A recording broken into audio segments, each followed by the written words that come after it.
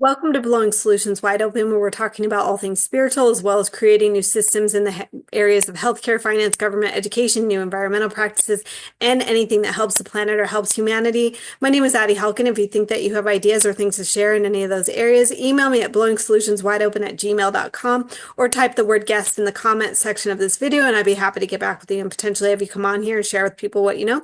Also, please like, share, comment, and subscribe if you want to see more content or you have an interest in getting alternative information out to more people. So today we are moving on to the third clair of our intuitive senses. This one is called claircognizance. Claircognizance is a mental process where an individual can have insights, thoughts, downloads, or knowledge about something without any apparent reasoning or evidence. Claircognizance is simply knowing something through instinct without any evidence. In some cases, this knowing may go against popular opinion, and you may not be able to back it up with facts or an explanation as to how you came to this knowing. So one of the things that I've noticed when it comes to the clairs or receiving information from source, God, universe, spirit, whatever you call it, is that sometimes or oftentimes when you're having intuition come through, you may be using more than one of the clairs. And I have noticed that it can be kind of hard to determine at times, which one is going on.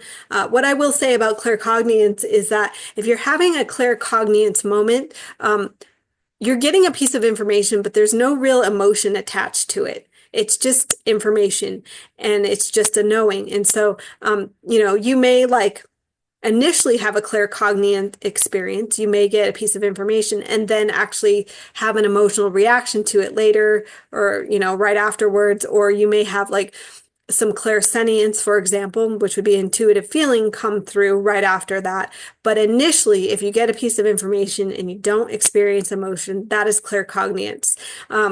This happened with me back in 2008 till about 2011. There was a trial going on.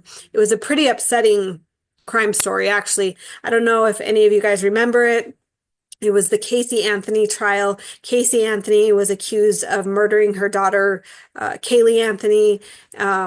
It was set in Florida. And anyhow, I I watched this thing for 3 years. That's not something I would probably do anymore. But at the time, I was really getting drawn in because I was witnessing the extreme pathology of this family.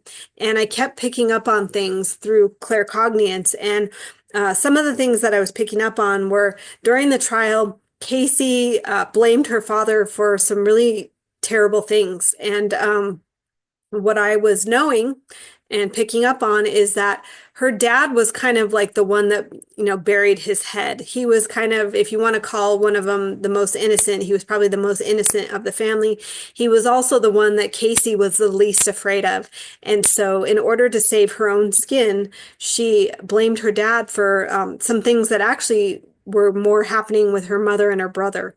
And so, that was one of those things where, this was information coming through. I didn't really personally have emotions attached to it. It was just a knowing, and I don't know. I just knew it. And there is another thing that happened during that trial. I remember I was sitting on the couch and this had kind of come through a few times. Sometimes you kind of have to kind of get knocked in the face with something a few times before you'll actually accept it. But this had come through a few times. And I remember I stood up one night, and I can't actually say what I actually said on this video, but I'll give you a clue. I stood up, I'm watching the trial, and I said, OMG, Casey and her brother have had inappropriate relations all the way into adulthood. And again, there was no reason I should be knowing that. It just was a knowing that came through. And so I don't personally have any evidence to back that up, but that's kind of how claircognizance works. You know things that you just are you have no business really knowing, but you do. And this is not the same as being a know-it-all. This is not the same as conjuring things in your imagination. This is actually receiving source, universe, God information, in knowing form. And so, I don't know if you've ever heard the term, when you know, you know, I think that actually applies perfectly to claircognizance. And so anyway, I also think that, you know, those who are really good at working with lower dimensions or working with, you know, the more difficult souls. So, for example, those who are good at removing entities off of people's energy fields, or those who talk about like crossing souls over. So they're crossing, you know, maybe dark souls that are not in a good place, and they're helping them, you know, cross over into the light, which is the true nature of who we are. I think those people can be really good with claircognizance. I think that's actually a real benefit, is for them to have this, because with claircognizance, you're not really getting emotionally involved.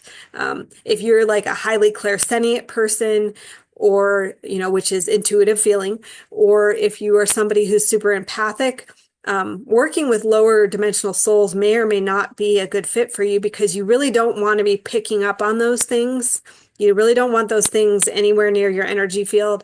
And so a claircognizant can stand very firm. They can just know something. They're not attached. They don't have any emotional anything involved. And so I think that that's just, you know, probably a really good skill to have when you're working with lower dimensions. So anyway, if you are somebody that has claircognizant stories, I'd love to hear about it. Get in contact with me at blowingsolutionswideopen@gmail.com, or if you just simply want to talk creating new systems on the planet, I'd love to hear about that as well.